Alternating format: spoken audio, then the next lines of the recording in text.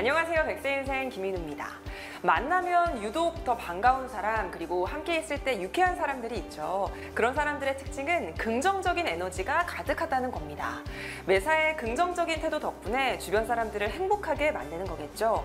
그렇다면 긍정적인 감정은 무엇이고 또 우리 안에 있는 긍정적인 유전자를 활성화시키는 방법은 무엇인지 박상미 교수님과 함께 알아보겠습니다. 먼저 교수님 모셔볼까요? 교수님 어서 오십시오. 네. 어서 오십시오.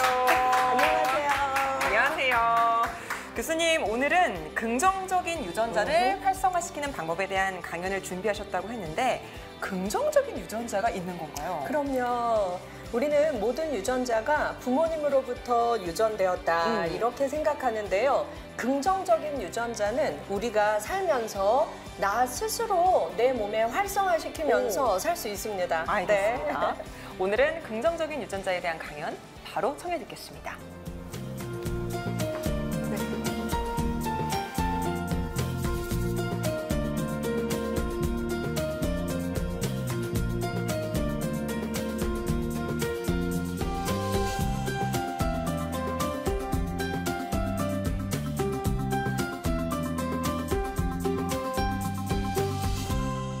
자, 여러분, 우리 몸에는 유전자가 있지요. 그런데 긍정적인 유전자를 활성화시키는 방법이 있습니다. 이 긍정적인 유전자는 후천적으로 형성된다는 것, 이것이 우리의 희망입니다.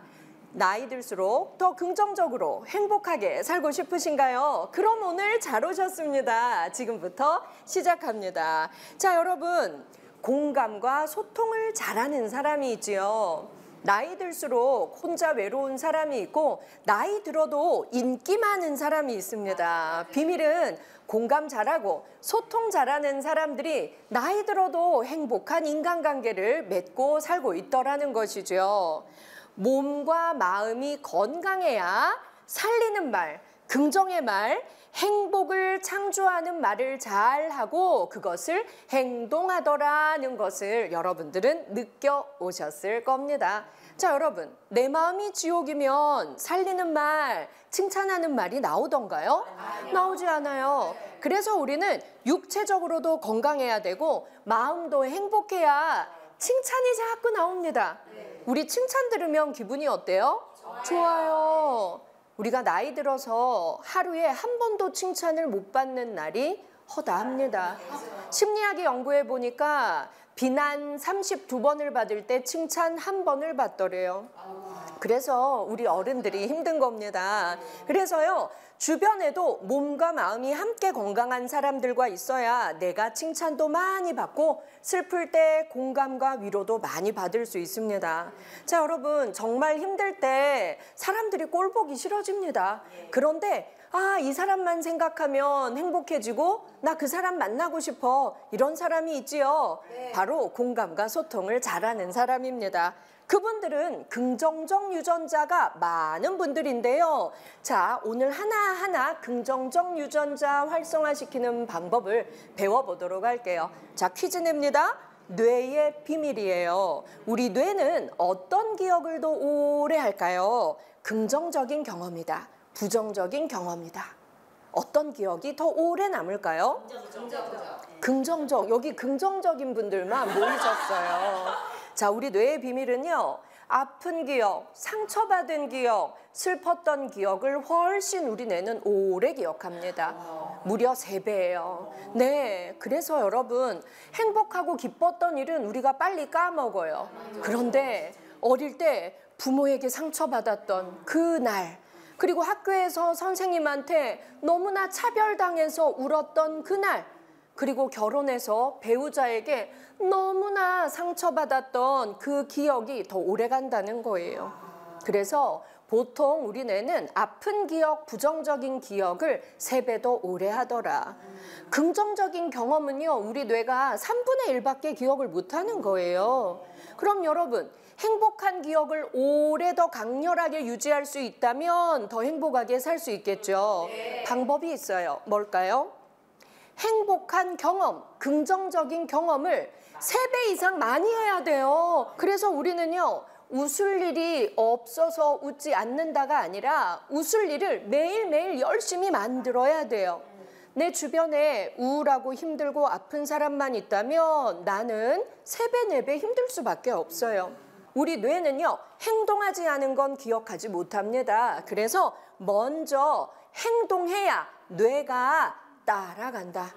그래서 기뻐서 찬양하는 것이 아니라 찬양하고 춤을 추면 기뻐지는 겁니다. 행동이 먼저예요. 그래서 웃을 일이 없어서 나는 슬퍼가 아니라 웃을 일을 자꾸 만들어서 웃으면 뇌가 행복해지는 거죠.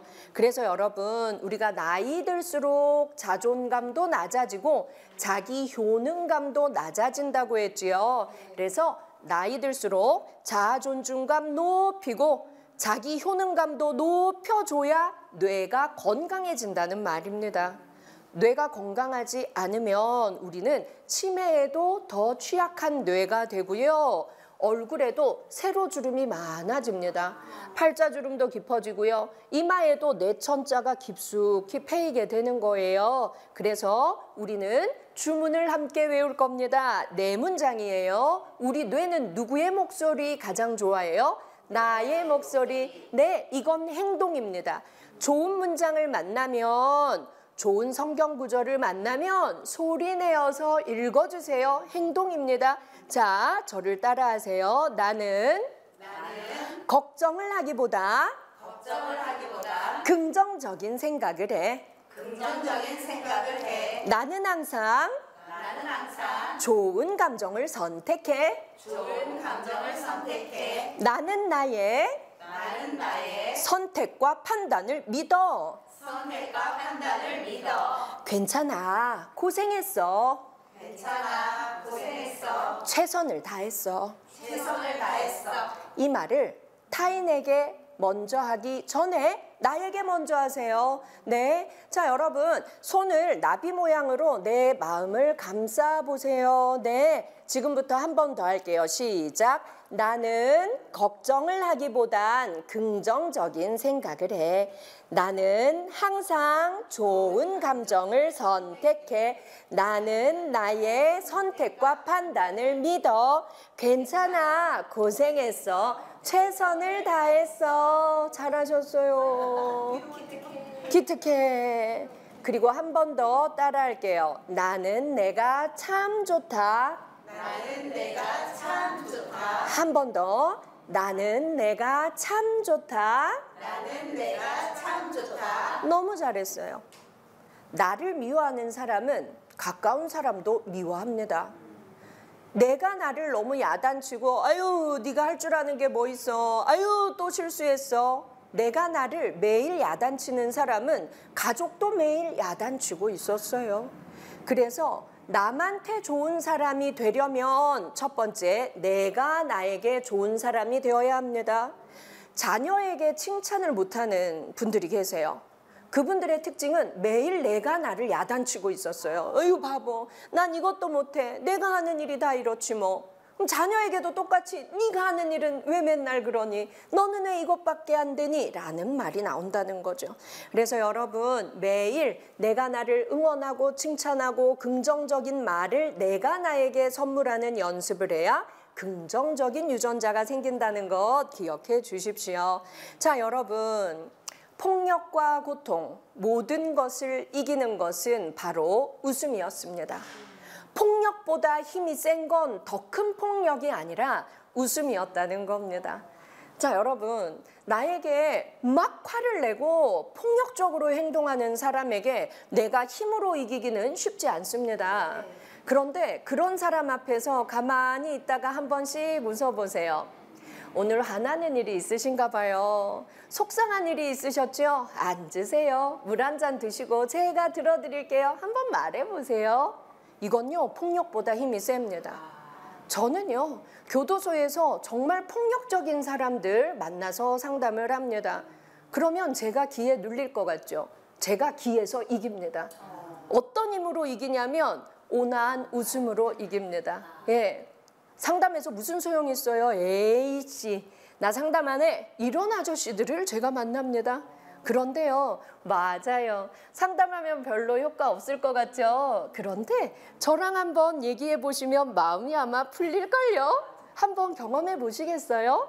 이렇게 웃으면서 말하는 거예요. 예. 그래서 여러분 잊지 마세요. 폭력을 이기는 가장 센 힘은 웃음이다라는 거예요.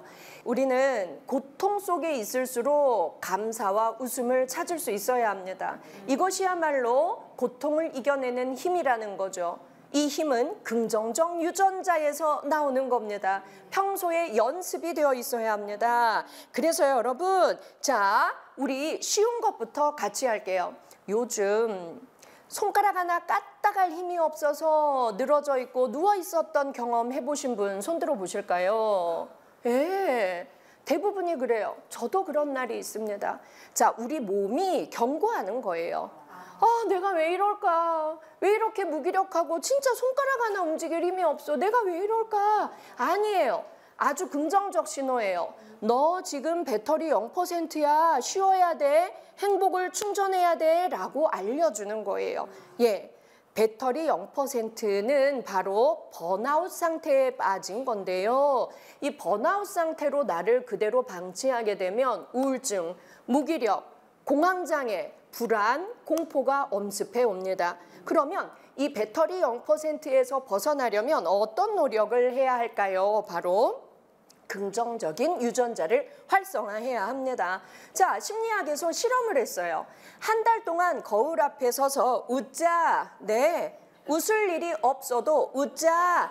거울을 마주칠 때마다 활짝 웃는 겁니다. 거울마다 써붙이세요. 웃자, 활짝 웃어. 예, 한 달 동안 이렇게 거울 보고 웃기 미션을 실행했더니 급격한 변화가 있었습니다. 세포가 활성화되었어요. 신진대사가 원활하게 되는 유전자가 활성되었고요.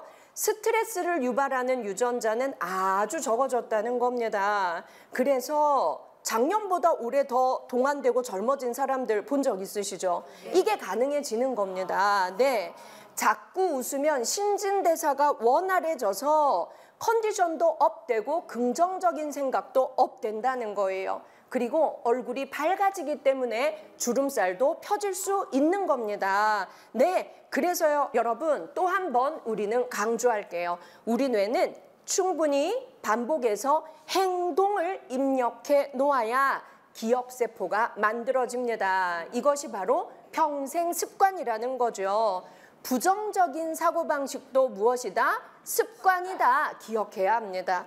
그래서 매사에 긍정적인 생각을 하려고 노력하면 행복을 창조하는 기억세포가 만들어지는 겁니다. 자, 한번 우리 점검해 볼까요? 나는 생각 중에서 긍정적인 생각을 더 많이 하나요? 부정적인 생각을 더 많이 하나요? 어떤 생각? 긍정적인 생각을 더 많이 한다. 손 들어 보실까요? 좋습니다. 나는 요즘 부정적인 생각을 더 많이 하는 것 같아. 예, 선생님 그럴 수 있어요. 그거 왜 그러냐면 요즘 몸이 힘드신 거예요. 예, 이렇게 몸과 마음은 세트여서 내가 요즘 좀 많이 부정적인 생각으로 기울어져 있네. 아, 내가 몸이 힘들구나. 그럼 어떻게 해야 돼요? 맛있는 것도 많이 먹고, 예, 내가 사고 싶은 것도 좀 사고, 여행도 하고 나를 충전할 수 있는 걸 찾아야 하는 거예요. 자, 여러분, 나의 행복 충전기는 무엇입니까? 사람마다 달라요. 그걸 찾아낼 수 있어야 돼요. 한 가지씩 말해볼까요? 나의 행복 충전기는 뭔가요? 어떤 행동을 할 때 행복하세요? 맛있는 거 먹을 때. 좋아요. 선생님은요? 아침 산책할 때요. 좋아요. 선생님은요? 산에 가서 이렇게 아주 위로 가서 막 정복할 때. 아, 산 정상에 올라갈 때. 선생님은요? 손주 생각할 때. 손주 생각할 땐 너무 좋아요. 그러면 우리가 한 문장 써서 붙이세요. 힘들고 외롭고 내가 에너지가 없을 때는 바로 이것을 하겠다. 붙여놓으시면 좋습니다. 자, 그래서 여러분 지금 말씀하신 것들이 나의 행복을 창조하는 기억세포를 갖고 계신 거예요. 더 개발하고 우리 몸에 익숙해지는 습관이 되도록 정착시키면 되는 겁니다. 자, 여러분 제가 웃는 게 중요하다고 했죠. 지금 화면을 보고 계신 분들 모두 한번 활짝 웃어볼까요? 네. 아유, 너무 예쁘세요. 웃을 때 못생긴 사람 보셨나요? 없어요. 웃을 때는요, 가로 근육만 움직입니다. 우리가 나이 들수록 세로주름이 많아져요. 찡그릴 때는 세로주름만 움직입니다. 그런데 많이 웃으면 그 주름이 펴진다는 거예요. 자, 웃음 근육을 많이 사용하면 칭찬을 받았을 때와 같은 기쁨을 우리의 되뇌가 느낍니다. 자, 여러분, 나이 들수록 칭찬받을 일이 있다 없다? 없더라. 그래서 우리 되뇌는 기쁨을 잘 못 느껴요. 그런데 남에게 칭찬을 너무 기다리지 마세요. 내가 나에게 칭찬하고 더 좋은 건 많이 뭐 하자? 웃자. 웃으면 우리 되뇌는요, 칭찬받았을 때처럼 큰 기쁨을 느끼더라는 거죠.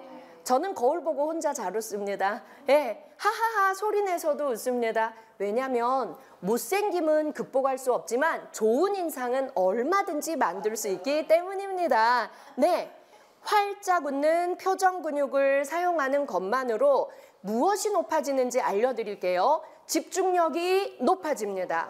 학습 능력이 높아집니다. 일을 할 때 업무 수행 능력이 높아집니다. 그러면 우리 가족들, 자녀들에게 알려줘야겠죠. 야, 너 집중력 높이고 싶어?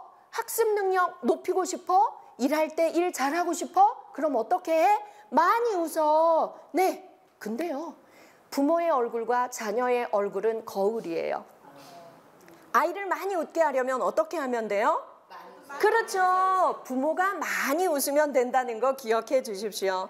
자, 웃음 근육을 많이 사용한 다음에 공부하면 암기력이 2배 높아져요. 응용력은 3배 높아집니다. 그래서 아이들을 막 야단치고 공부해. 이게 제일 바보 같은 부모가 하는 말입니다. 아이가 열심히 공부하고 학습 능력을 더 높이길 바란다면 같이 많이 웃은 다음에 그럼 이제 공부할래? 이렇게 해주시기 바랍니다. 그래서 일하기 전에, 미팅하기 전에, 공부하기 전에 뭐 하자? 많이 웃자. 정답입니다. 여러분, 행복 호르몬 이름이 뭐라고 했나요? 세로토닌. 네. 세로토닌이 잘 나오는 사람들은 어떤 생각을 하는지 한번 볼까요? 자, 여러분, 노벨상을 받은 사람들은 각 분야의 천재들이죠. 이분들이 천재적인 능력을 발휘할 수 있는 비밀이 무엇인지 아세요? 알려드릴게요. 자, 콘라트 로렌츠라는 노벨 생리의학상을 받은 사람은 이렇게 말합니다. 나누지 않은 행복은 행복이 아닙니다. 네, 행복을 나누는 사람이 천재적인 사람이 되는 겁니다. 자, 셸던 글래시어라는 노벨 물리학상 받은 사람은 이렇게 말합니다.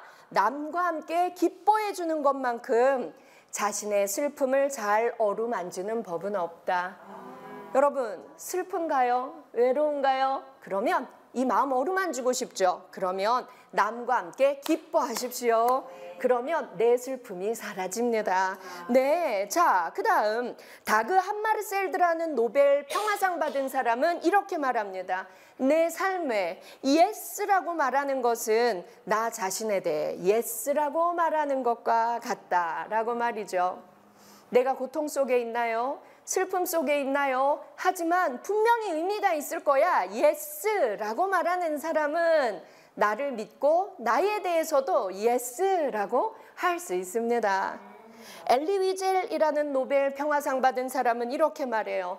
감사는 내가 가장 소중히 여기는 단어다. 감사는 인간이 지닌 인간성이다. 여러분, 감사가 별것 아닌 줄 알았죠?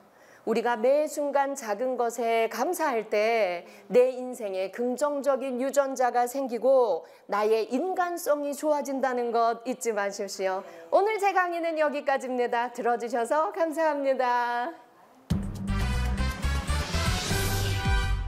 네, 교수님 기한 강연 잘 들었습니다. 오늘도 교수님 강연 들으면서 우리 어머님들 궁금하신 점 있으셨을까요? 네? 아, 저 남편이 지금 담배를 끊고 있어요. 네. 근데 그러다 보니까 사실은 10년째 계속 이게 이어지는 건데 네. 요새 금단 현상이 좀 있나 봐요. 저를 너무너무 힘들게 하거든요. 이게 사실은 그러면 안 되는데 막 격려를 해줘야 되는데 이렇게 나를 힘들게 할 것 같으면 차라리 펴라고 제가 사실은 얼마 전에 엊그저께죠. 담배 한 벌을 그냥 사다 줬어요. 이러면 안 되는 건데 네. 그렇게 부정적인 마음을 들면 안 되는데 네. 이런 마음이 너무 드는데 네. 좀 긍정적인 마음으로 바꿀 수 있는 네. 묘한 묘책이 있을까요, 교수님? 정말 이런 고민을 하는 분들이 아주 많으십니다. 그런데 우리가 그 금단 현상을 극복하는 경험, 쾌감을 느껴야 다시 손이 가지 않거든요. 그런데요, 한번 생각해 보실게요. 내가 편하자고 사주셨죠? 네. 그런데 내 마음이 어때요? 남편이 미워요. 근데 남편분은 마냥 즐거우실까요? 내가 또 실패했구나. 필 때는 행복했어도 순간일 뿐 또 좌절감이 드실 거예요. 그래서 남편분에게 말을 바꾸어 주시면 더 좋을 것 같아요. 당신이 힘들어하니까 내가 담배 한 보루를 다시 사주고 싶은 마음이야. 그런데 그러면 내 마음은 편해지겠지만 당신은 아마 또 실패했어 라는 생각 때문에 더 슬퍼질 것 같아. 내가 당신을 도와주는 정말 좋은 방법을 찾고 싶어. 이렇게 의논을 해보세요. 그러면 내가 피고 싶었던 마음이 나 때문에 내 아내가 이렇게 여러 가지로 힘들어하는구나. 도와주고 싶다라는 마음이 좀 더 생길 수가 있습니다. 오늘 집에 가시면 그렇게 한번 대화를 시도해 보시면 좋겠네요. 좋습니다. 또 질문 있으실까요? 네. 저희 어머님이 이 방송을 보실지 모르겠는데요. 제가 시집살이를 오래 했거든요. 아이고. 근데 젊어서는 그냥 이게 여자의 일생인가 보다 하고 이렇게 들으면서 살았거든요. 근데 이제 나이가 먹고 저도 이제 이렇게 시어머니가 되다 보니까 너무 부정적인 생각만 어머님한테 드는 거예요. 근데 진짜 그러지 말아야 되는데 제 이 자그마한 이 내 생각으로는 그게 힘들거든요.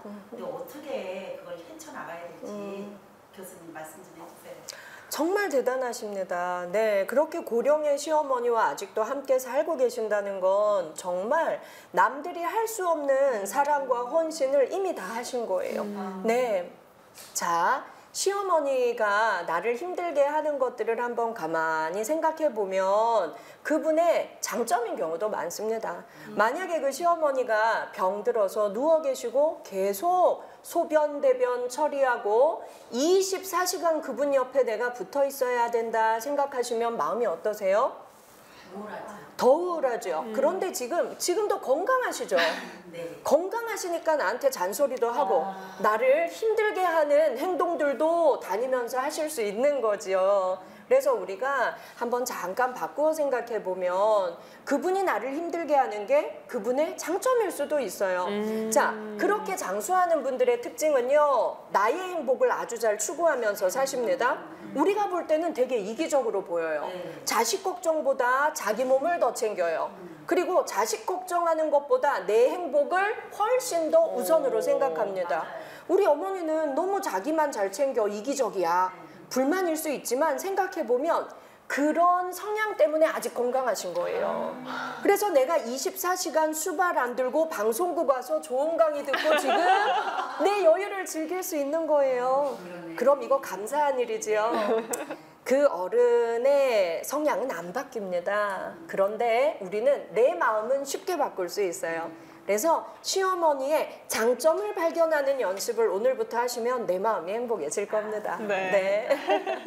상황은 그대로인데 교수님이 관점을 좀 바꿔주셨네요. 귀한 강연 잘 들었습니다. 교수님 오늘도 네. 꼭 한 가지 기억해야 할 점 짚어주신다면요? 네. 긍정적인 유전자는 부모로부터 물려받는 것이 아니라 살면서 내가 창조하는 것이다. 나이 들어도 얼마든지 창조할 수 있다라는 걸 기억하시고 오늘부터 행동으로 옮기는 연습 해보시기 바랍니다. 좋습니다. 교수님 다음 주에는 어떤 강연 들려주실 건가요? 네. 우리는 죽는 그 순간까지 혼자 사는 것이 아니라 타인과 더불어 살아야 합니다. 그래서 타인과 더불어서 행복하게 살 수 있는 공식이 있습니다. 그 방법 알려드리겠습니다. 네, 다음 주 강연도 기대하고 있겠습니다. 함께해 주신 백세인생 가족 여러분 고맙습니다. 오늘도 주님 안에서 승리하는 하루, 건강한 하루 보내시고요. 저는 다음 이 시간에 다시 찾아오겠습니다. 건강한 백세인생을 위하여! 위하여!